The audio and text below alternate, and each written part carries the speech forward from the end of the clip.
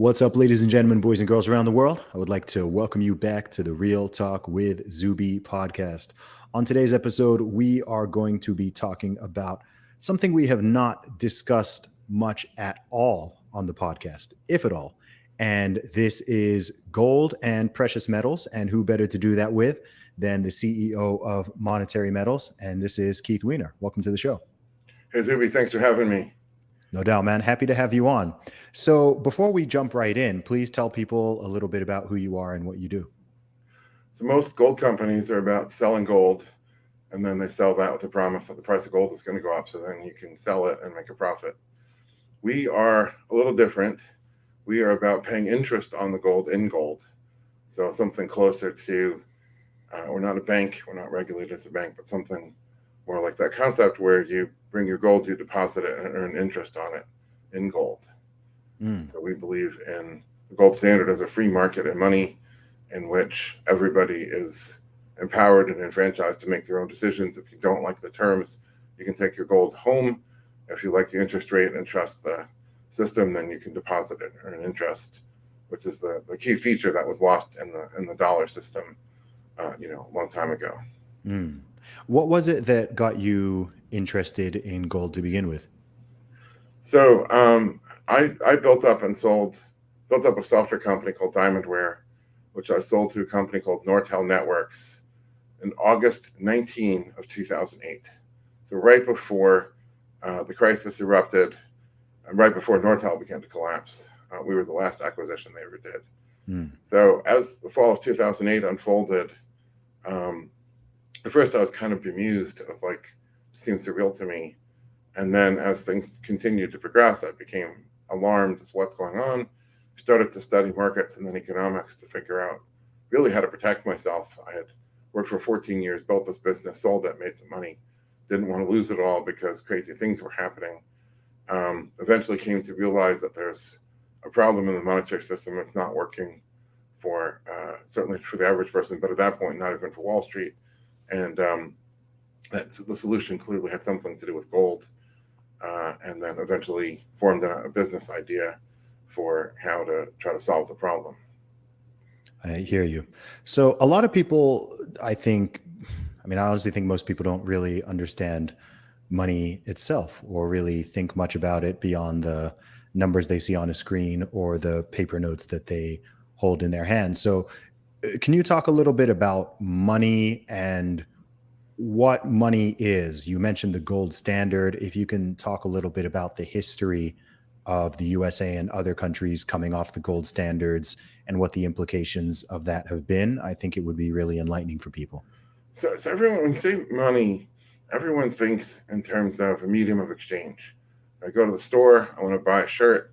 I go to the restaurant, I want to buy dinner, and then I hand over something, and that's a currency or a medium of exchange or something like that. And that's certainly true, and that's certainly important. But more importantly than that, I think, is the idea of final payment.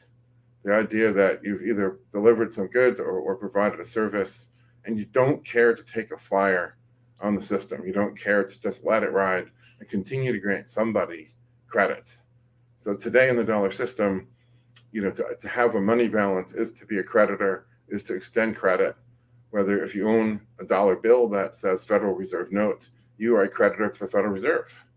And then you have to ask, what does the Federal Reserve do? Well, they lend it to the government and the banking system. If you deposit that dollar bill in a bank, well, now you're a creditor to the bank. You could buy a treasury bond, now you're a creditor to Uncle Sam. And what is Uncle Sam doing it with? Well, they're borrowing trillions and trillions and trillions and doling it out on all sorts of things that either you think are wonderful or you think they're stupid, but either way, they're racking up a debt that you have to question if they ever could hope to repay it. And so the idea of final payment is that we're physical creatures that live in a physical world. Final payment is a physical thing that you can take home, and then you're just quits on the whole thing. Like you're 7 years old, you're playing marbles in the sandbox with the other kids. And if there's a bully or a tyrant or whatever, just, people are cheating, you just have the right to take your marbles, put them in your pocket, get up and walk away. And, it has to be a physical thing. And when you look at all the commodities, whether it's oil, whether it's copper, whether it's wheat, gold turns out to be the best thing for final payment. So that's what it was in the United States until 1933. President Roosevelt did a couple of things. First, he made it illegal to possess gold. So as in go to prison. It was the same as today. If you possess a certain funny white powder, if they catch you with it, they throw you in prison, which is a pretty harsh thing to do to somebody. Mm-hmm. And of course, the cops can kill you in the process of arresting you. Oh, well, too bad. Then they just take you to the cemetery and that's it. But what this does is it disenfranchises the saver. Prior to 1933, if you didn't like the interest rate, or if you didn't like the terms the banks were offering, or if you didn't like the risk of the banking system, you could withdraw your gold coin and say, okay, I'm quits. It's like taking my marbles and leaving. After 1933, they disenfranchised the saver, and now you're forced, if you hold a money balance anyway, you're forced to have the dollar. Of course, after 1933, you were forced, period. After gold was removed, the last link to gold was removed by Nixon in 1971. Mm-hmm. A couple of years later, Congress re-legalized the possession of gold. But today, to hold gold carries a price risk. And if you're a really conservative saver, that price risk is not acceptable. You have to hold a money balance. To hold a money balance is to be a creditor. And so then the interest rate can go off the rails and it can fall to zero and beyond. And all kinds of other really perverse things can happen. It's because we've disenfranchised the saver. If the saver had any real teeth to his preference, then that could never be possible. Mm. And what have been some of the real world implications of going off the gold standard, not just in the USA, but also on a global level with all these different fiat currencies? I'd say two primary things. I mean, I guess three.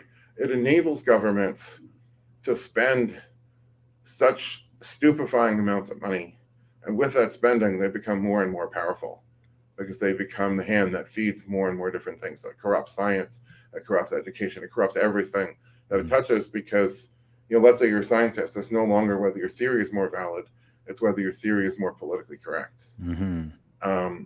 So whether you're teaching the idea that anybody can be any gender they want to be, whether you're teaching the idea that man is destroying the planet by incinerating it in an inferno, whatever it is, there's one side that is eligible for unlimited government funding, and there's another side that you're out in the cold. So they have enormous amounts of power. Obviously, they can hire huge numbers of cops, arm the cops with tank-like vehicles and all kinds of stuff. Number two is that the debt in the system at all levels, so this is private, business, corporate, banking, government, that at all levels grows exponentially. It's an exponentially growing curve. If you take a look at what that looks like post 1971, it's scary. Mm-hmm. I say to people many times, if you're not scared, you don't get it. This is terrifying. $30 trillion, to put that in perspective, assuming there's maybe 100 million Americans that work in the private sector, which is the only sector that can support it, that's something like $300,000 for every working person. So a married couple, $600,000. There's no way that can be paid. And it's still accelerating. I mean, we're adding trillions a year to this. Mm-hmm. And the third thing is the interest rate, which should be stable and was under the gold standard, is destabilized, and it can either shoot the moon. So after World War II, maybe 1947, approximately to 1981, we had the interest rate skyrocketing to levels that the world had never before seen, which creates all kinds of destruction, as you can imagine, including gutting the American economy of jobs in the manufacturing sector, devastating huge swathes of cities and the Midwest in particular. And then after 1981, it begins falling. It's been a 4 decades long fall. I know we're in a correction right now, but that correction will come to an end, and I think with a vengeance. Mm-hmm. And the savers are just being chewed up and spit out by, imagine if you could get 2% in the bank. Even 2% isn't enough because, of course, the Federal Reserve has a mandate to debase. Right on the Federal Reserve website, their official policy stance is so-called price stability. Don't even get me started about George Orwell. And that price stability is defined as relentless 2% inflation. Orwell would be looking at this saying, guys, this wasn't supposed to be a recipe book here. This was supposed to be a warning. Yeah. But so if you're getting 2% interest on your dollars, and the Fed is taking away 2% of the value of those dollars every year, it's not that simple, but conceptually people sort of get that. Then you're basically just keeping even, and you can't even get 2% anyway. You'd be lucky to get 0.2%. Mm-hmm. So you have falling interest rates or destabilized interest rates. You have exponentially rising debt, and you have just the absolute rise of the Leviathan state that is powerful enough to give you everything that you could wish for, and therefore powerful enough to take away everything that you care about, both in the same one fell swoop. Yeah. So those are some of the harms done by this system. That's a lot. That's a lot. One question I've always had, and I'll be honest, something I've never really understood is when all of these countries and all of these governments are all in this ridiculous amount of debt, who who or what are they all in debt to? And at what point is this debt supposed to be paid? I mean, you can't just pass this off to generations forever. It can't just be deferred eternally. So I've That's right. always been confused by this concept of like every government being in trillions of debt to somebody, and this debt number just keeps on growing. And at what point is this supposed to be reconciled? Well, I think we've passed the point in which there's any supposition of any reconciliation. Just because the dollar amount of it has grown beyond where there's no time period that let's say pick a 30-year amortization period and say, okay, pick some interest rate. There's no way to amortize the debt anymore. Mm. The average working person cannot support $300,000 in debt on top of their mortgage, their car payment, their credit card, their student loan, and their apportionment of their state debt, county debt, city debt, corporate debt, business debt. I mean, it's just debt on top of debt. What debt ultimately is you're taking a real resource from somebody. So let's reduce this to sort of the Robinson Crusoe. Suppose you and I are on a boat and we crash land on some island and we don't have any radio, there's no electronics of any kind. There's no way to communicate. Mm-hmm. Here we are, we're stuck on this island, but there's plenty of vines to weave, fish nets out of, and there's plenty of coconuts, and there's some fresh water in the basin in the volcano at the top of the center of the island at the top. So we can drink, we can eat, and we have both coconuts and fish. Mm-hmm. So you're the fisher guy, I'm the coconut guy, and we start to accumulate some savings of both dried fish, dried in the sun, and dried coconut meat, and it keeps for a while. We start to accumulate some capital. Borrowing is when you take some accumulated capital and you consume it, but that should be for a productive purpose. So let's say you're fishing and all you have is this really crude nets that you can weave in an hour or two because you don't have the time to design and build a net that takes, let's say, a couple of weeks. You're going to starve. If you say, Keith, I want to borrow all these, saved up dried coconuts you have, and I'll repay you in fish. But if I had a week, I could build a canoe and get farther out to where there's bigger, better fish. And I can, make this net that's going to, catch a lot more of them, a lot faster. And so if you do that, so you consume all the coconuts I've saved up, that's the downside. But the upside is now you can produce 10 times as many fish, and they're better fish besides, because you can now get over the reef or whatever it is you need to go. And then I say, okay, now that you're richer and you have all this dried fish, I want to borrow because I want to make a machete out of volcanic rock or whatever it is, and I'm going to increase my productivity. So every time you borrow to increase your productivity, that's a good thing. When government borrows, and it should go without saying, but let me say it explicitly, it's not adding anything to production.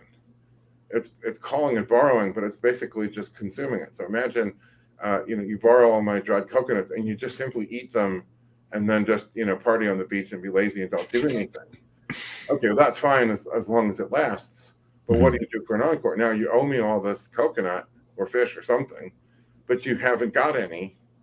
And so when you get to the end of the accumulated capital, in this case, it would be a very limited amount. It would never happen because with two people, it would be too obvious. Mm-hmm. You need to make it complicated enough and obfuscated enough, obscured enough that nobody can really figure out what's going on. you're consuming the accumulated capital. We live in this incredible advanced civilization that basically depends on capital accumulated over many centuries. That's what we're consuming, and we call it debt. So we replace a real good with a piece of paper that's a promise to pay even more of goods, and yet we're not doing anything to produce those goods. When you get to the end, it is going to be a very bitter day, because there's no way to say, well, let's go back to the good times. Take a look at Venezuela. From the Venezuelans' perspective, during the time of Hugo Chavez, things were good. And then he died right around the time, essentially, they ran out of all the capital they could get their hands on. And so Nicolas Maduro, things haven't been so good. And everyone's like, why can't we go back to the good times of Chavez? You can't, because his times were good, if you call that good anyways. His times were good because he was consuming the capital, or eating the seed corn would be another analogy. Once he run out, that's when, the real misery sets in. And that's where they're at. And there's no way you can't get the capital back. All you can do is work hard to, reproduce it. But that takes many years or decades. That's not a lot of fun. There's, tighten the belt and, eat less and, save for the future. So how does gold fit into this all as an asset, as an investment, as a form of money?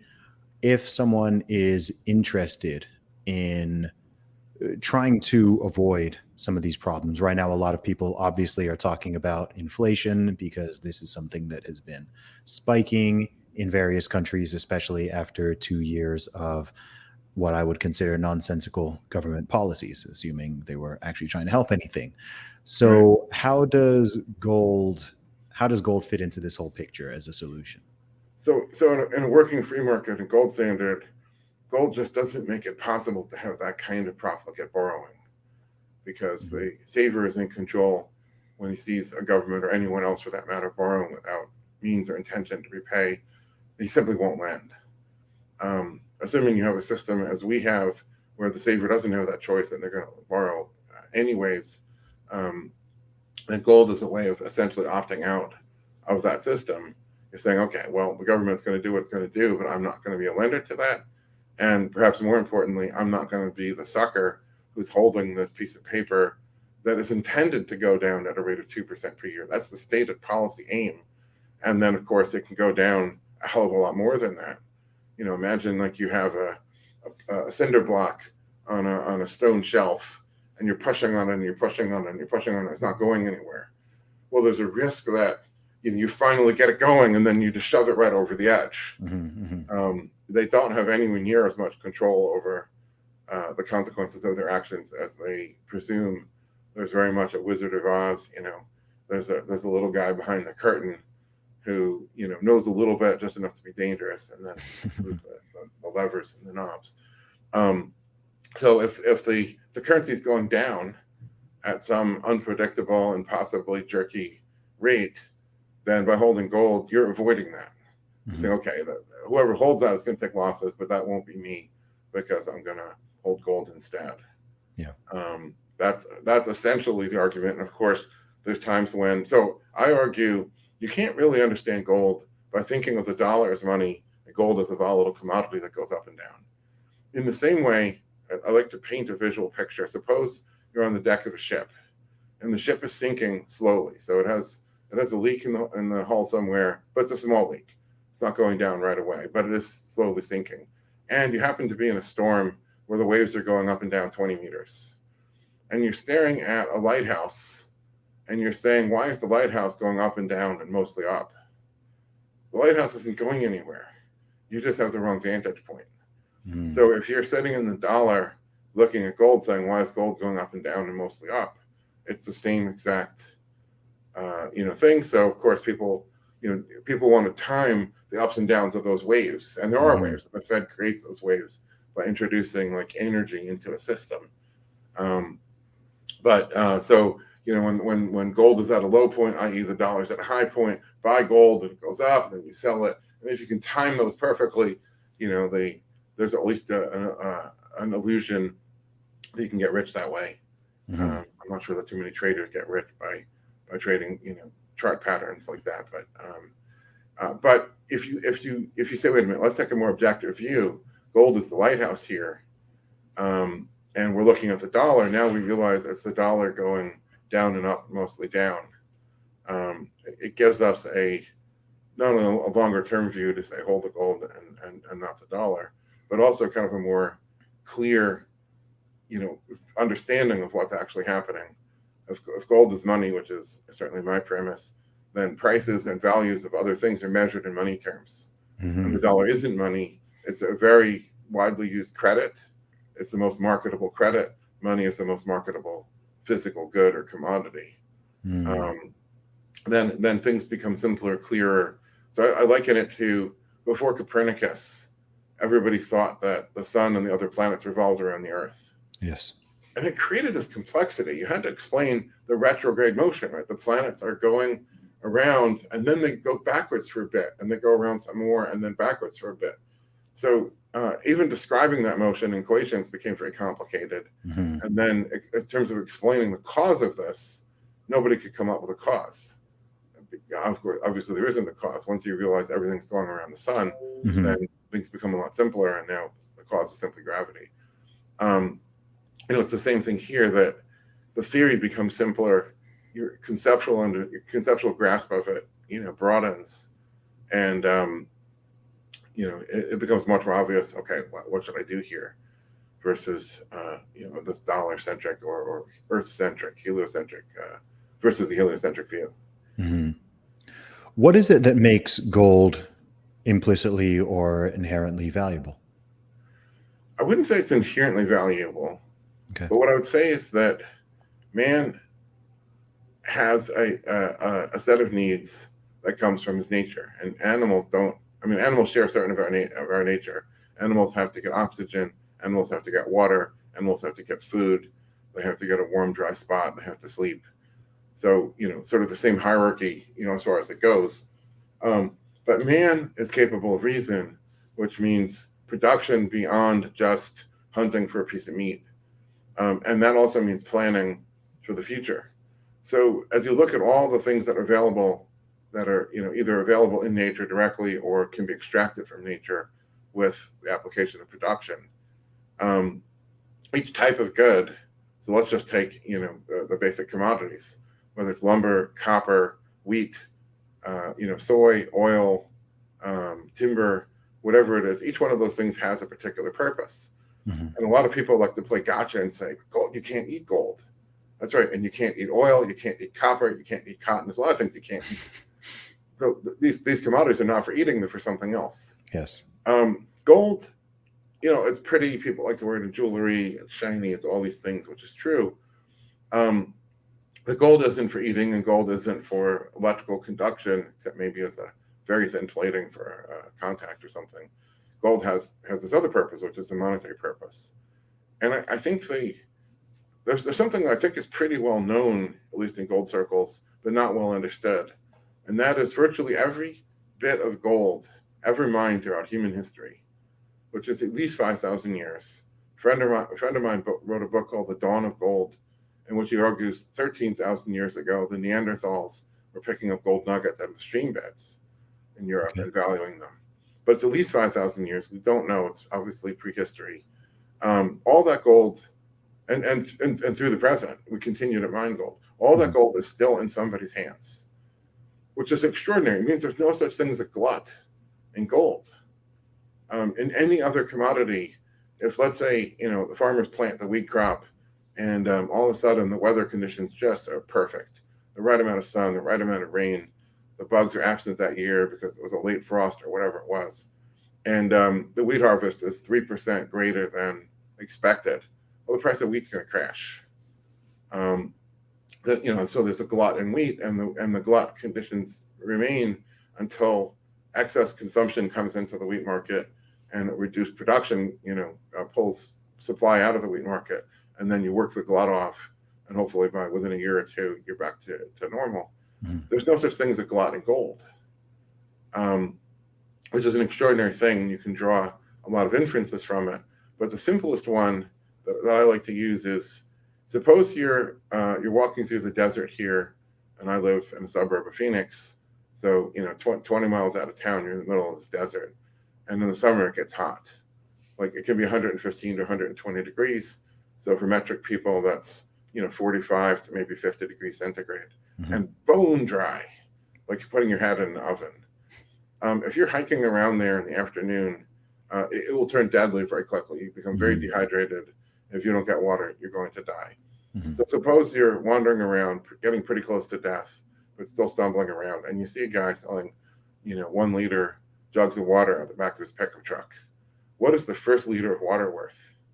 You'd empty your wallet for it. You'd empty your bank account for it. It's your life. Yes. Yes. What's the second liter worth? Well, that's how you're going to get back to civilization. You pay a lot for that too, maybe a bit less. What's the third? Well, that's a spare. What's the fourth worth? Well, it's like extra insurance, maybe. Mm-hmm. By the fifth liter, arguably, there is no value. And so we call that diminishing marginal utility. That is the value of each unit added to the margin is rapidly dropping. And even in the case of water in the middle of a lethal desert like this, the value gets to zero very quickly. In the case of gold, after 5,000 years of production and mining, we haven't reached any kind of diminishing point. The nth plus 1 ounce of gold is still worth just as much as the nth ounce. It's not a diminishing curve, which means that water, or excuse me, not water, but gold is a suitable and objective measure of economic value, which means that people can use it as a unit of account. There's so many virtues that come of this, and all because gold has this unique property of being kind of rare, but it's actually not that rare.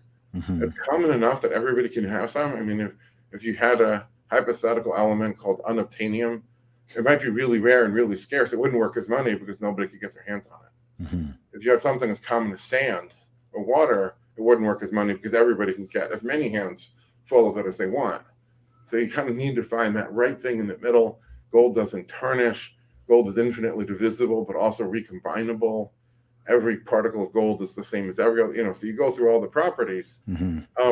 Something other that's really interesting and more on the emotional side than the economic side. Have you ever held a piece of solid, like 100% pure 24 karat gold? I actually have, yeah. It is astonishingly heavy. It's much, much, much heavier than it has any right to be for its little size. Like, something the size, a brick of gold the size of an old iPhone, the small iPhone, is a kilo, like 2.25 pounds. Yeah. And then the modern, iPhone size, the big one, I guess would be, 5 or 6 pounds. It's much heavier. So when you hold a piece of gold and then you hold any other metal, the other metal feels like cheap and sort of worthless by comparison. I'm sure that to the ancients, that must have been, an important thing. Gold is about twice as dense as silver. So if you got a piece of silver and a piece of gold of the same size, the gold is twice as heavy. Would that have impacted people emotionally to think they prefer the heavier one? Yeah, you bet. Absolutely. So I think it's impossible to have this conversation without talking about Bitcoin. I've done a lot of conversations around Bitcoin over the years. It's something that I myself am very interested in. It's something that people colloquially often refer to as digital gold. Now, firstly, before even getting into comparisons, what are your general thoughts on Bitcoin? Is that something you're interested in, or are you interested in both gold and Bitcoin, or are you someone who's just in the gold camp? How do you see it?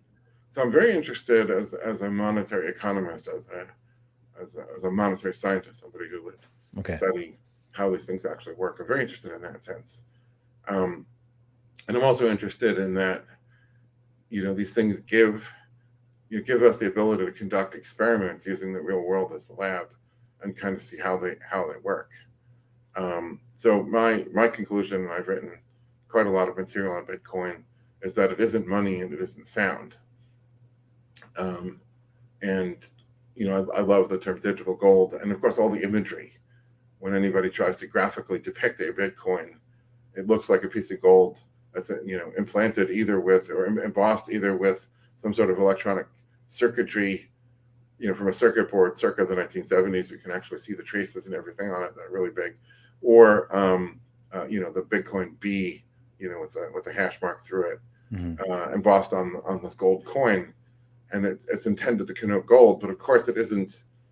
The most important thing about gold is a physical thing that you can take home when you don't care to take a flyer on the system. And Bitcoin, there is no taking home. I mean, you could print it on a QR code, or you could put it on a USB piece of hardware and take that home. But that's just the numbers that comprise the key, essentially. Mm-hmm. The Bitcoin itself is essentially the keys to unlock a particular record on a public database, which is called a blockchain. So it fundamentally isn't like gold at all. Economically, I've just said gold has the quantity of gold that's in human hands is increasing without any particular limit. And it's been increasing, not today, not yesterday, not last year. It's been increasing for at least 5,000 years, arguably many more thousands of years than that. Bitcoin, somehow they knew, or thought they knew, that the quantity had to be capped at 21 million total. And I think that right there shows the difference between the two. The Bitcoiners are terrified of the idea that if the quantity would go up, then the value would go to zero. And in the case of gold, I don't think anybody who holds gold is afraid that a new gold mining startup is going to, dilute or destroy the value of gold. Mm-hmm. But wouldn't the whole idea of Bitcoin being limited to a supply of 21 million, that's an argument for it being literally more precious and more rare than gold is. Every single year, gold is being dug up out of the ground, as we've alluded to. But on the flip side of that, we know that Bitcoin's supply is fixed and limited. So as adoption increases, the relative value of Bitcoin would increase. Well, the price should go up, which is why they're all speculating on it. Mm-hmm. But in terms of as a monetary good, as to call it digital gold, we know that the value of an ounce of gold has not fallen below the cost of 1 ounce worth of labor and oil and everything else to produce it. After 5,000 years, the value hasn't diminished. And the Bitcoiners believe, and I think rightfully so, that if the Bitcoin quantity were allowed to go up the way the gold quantity does, it wouldn't have that property at all. So Bitcoin is based on this idea of a fixed quantity, and therefore, it's kind of like a short squeeze, a rising value based on more and more people trying to get the same quantity. But if the value is unstable, if the value is rising like that, then that renders it unusable certainly for debt agreements or long-term contracts of any kind, whether it be employment, long-term property rental. Nobody would dare denominate any kind of long-term agreement in Bitcoin, because the obligor, the debtor would be bankrupted, by the rising price of Bitcoin. So Bitcoin is an unstable value. That's the trade-off. That's the other side of the flip side of the same coin. If I can make a bad analogy using a coin here, the flip side of the fixed quantity coin is unstable or unhinged value. And that unstable value then renders it unusable for debt contracts, which means unsuitable for financing productive enterprise, and then therefore becomes a speculator's token or chip in the casino. Okay, so economic purpose. Okay, so you think the gold comparison is quite inaccurate for those reasons. In terms of an asset class, though, given those different properties, how do you see Bitcoin and gold sitting alongside each other? What do you think is better for what purpose, shall we say, versus the I think that, fiat system? I think I've tweeted this many times, and the first half of my sentence, I think, pisses off the gold people until they read the second half. And that is, Bitcoin is obviously superior at skyrocketing and also crashing. So if you're trying to time the waves of things going up and down, gold doesn't go up and down very much in dollar terms. Bitcoin goes up and down enormously in comparison. If you're good at catching those waves and timing it, you could make a mint. So if that's your goal, then Bitcoin is a much more attractive asset class, for that. As an economist, I have to take a step back and say, what, and this is another one of those harms of what the Fed has done. You asked me earlier, and I said, these are three of them. You said that's a lot, but actually there's more. Yes. What the Fed has done is crushed and return on investment ultimately. So I make a distinction between investment and speculation. Okay. And this is not a criticism of any speculator. The Fed has forced us all into this game. I blame the Fed who created the game and forced everybody into it, not the people that are forced to play the game. I want to be really clear on that. But investment, you're financing production. Somebody says, I want to borrow this money. I'm going to build a factory and buy the tools, construct the building to stamp out either more of an existing kind of widget or have a whole new kind of widget that's going to make his lives better in some way. And so by financing that, you're enabling that new production. That guy makes a lot of money. The profit to the investor comes from part of the profits of that new enterprise that your finance enabled. In speculation, you're not financing anything. You're buying an asset, and then if your thesis is good, the asset goes up in price, and then you sell it. Your profits come from the savings or the capital or the wealth of the next speculator. So you fork over, let's say you got in early in Bitcoin and you bought it at $100. And let's say you timed the first big wave up and you sold it at $19,100. Mm-hmm. You got it almost exactly at the top back in, December 2017. So you have a $19,000 profit. That profit is simply the savings of the next speculator. You forked over $100 to somebody who's getting out. He thought $100 was high. And then you waited till the right moment, and then someone else forked over $19,100. So you have your $100 capital back. Presumably you don't spend that. $19,000 is your gain. So, look at what happens to that $19,000. Part of it goes to the tax man. Part of it goes to whatever brokerages and exchanges and other middlemen. Some of it may go to newsletter writers and conference organizers or whatever that you participated in to educate yourself along the way. And then you have whatever $12,000 gain that you can spend and you can go and buy consumer goods with. But those consumer goods are being bought with the savings of the previous speculator, or the next speculator, the one who bought it off of you. You're spending his savings. So the Bible contains the story of the prodigal son as a story with a moral in it, which is don't spend your life savings or your family legacy. And I don't think very many people want to do that. However, an endless bull market gives people the means to spend someone else's savings. So it makes us like a prodigal society. And it's all wonderful fun, just as socialism under Chavez was wonderful fun, as long as the seed corn lasts, as long as the capital is there to consume. And that's what an endless bull market really fuels. It's a process of conversion. And when I say that word, conversion has a legal overtone, like an illicit taking of somebody's property. It's a conversion of one person's wealth into another person's income to be spent and consumed.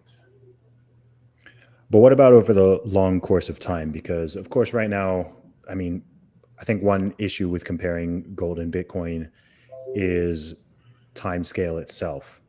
With one of these assets, we're talking about something that human beings have been interacting with and using and valuing for literally thousands of years. With another, we're talking 12, 13 years maximum. We could even say a decade.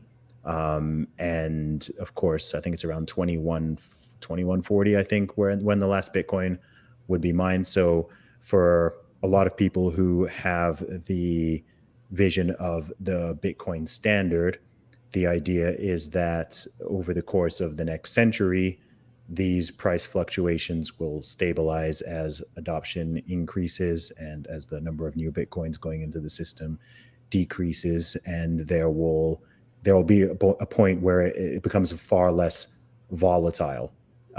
So right now, you're correct with the potential speculation at this point with these very wild swings that are happening month to month, year to year. but the idea is that in the over the long course of time, Bitcoin will become a much more stable asset, and then by that time period, um, also you'll have a greater Lindy effect because it would have been around, certainly not anywhere near as long as gold, but it would have been around for, I'm talking like a century from now, let's say. What are your thoughts on that? I don't think Bitcoin has any mechanism to cause its value to be stable. Now, Okay. this gets into kind of a controversial area, but I think that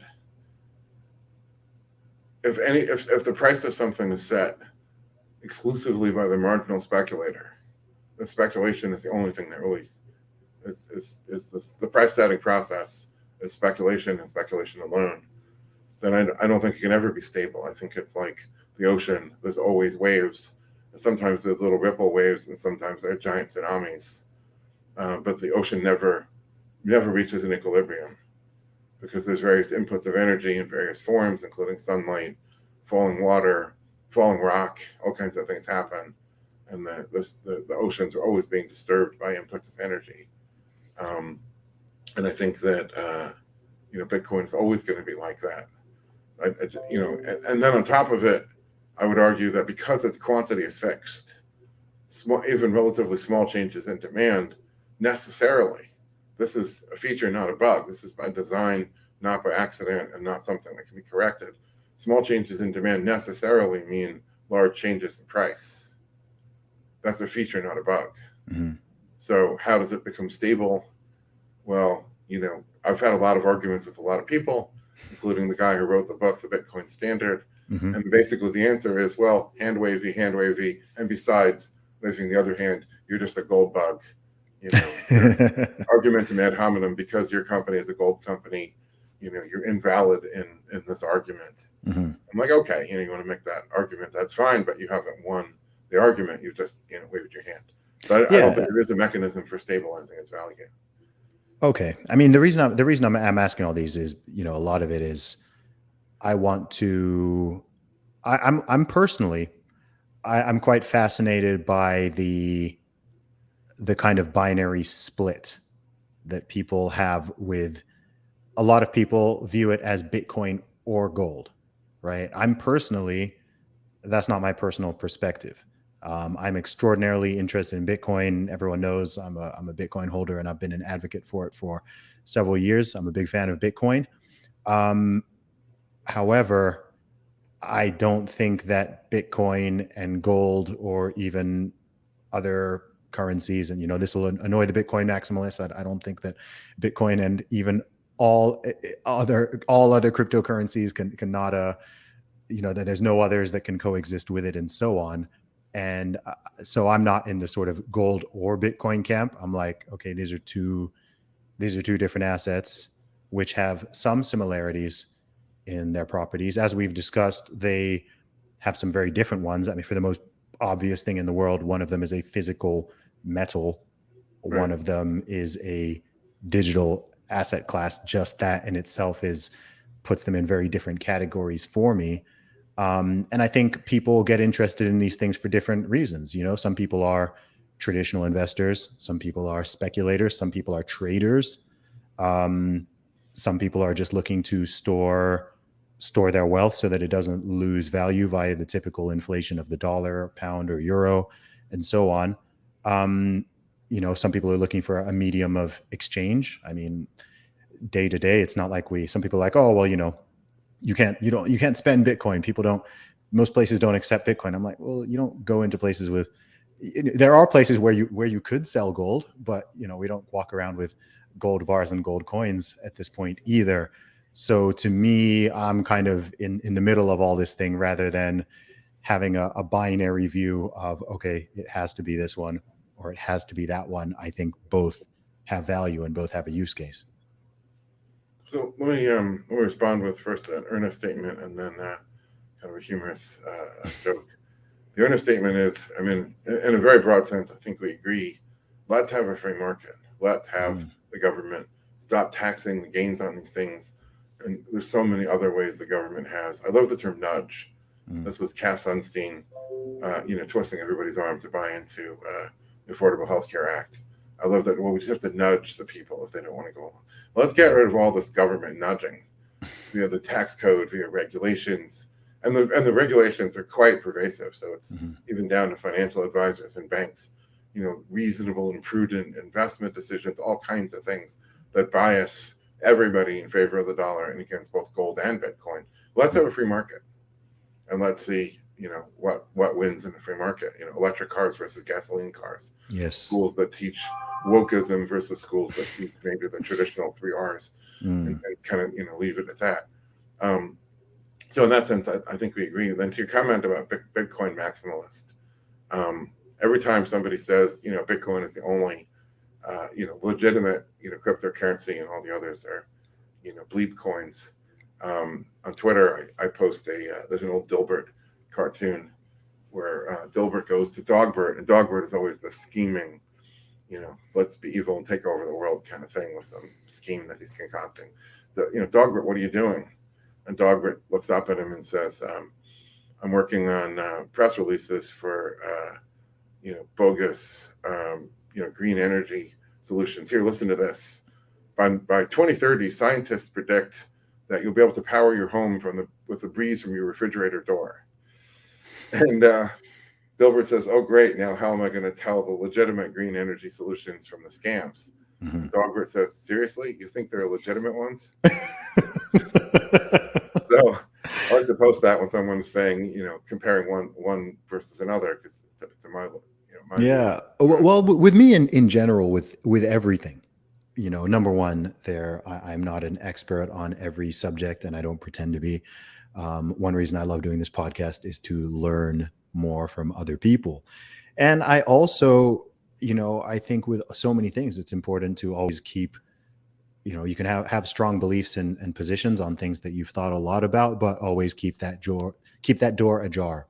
I'm always I always become skeptical when someone wants to shut a door entirely and not even entertain other ideas or positions or viewpoints or perspectives in anything.